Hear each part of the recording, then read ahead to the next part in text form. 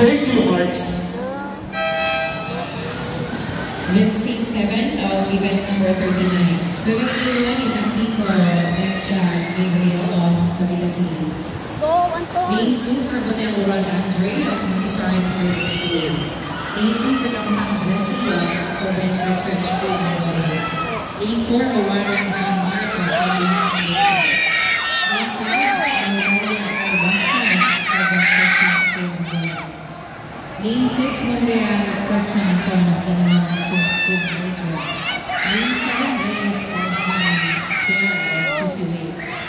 Lane 8, Carolina Laurentela of Pinamangan Campus. Lane 9, Asha Jacob K. of CAC Butterfly Swim Team.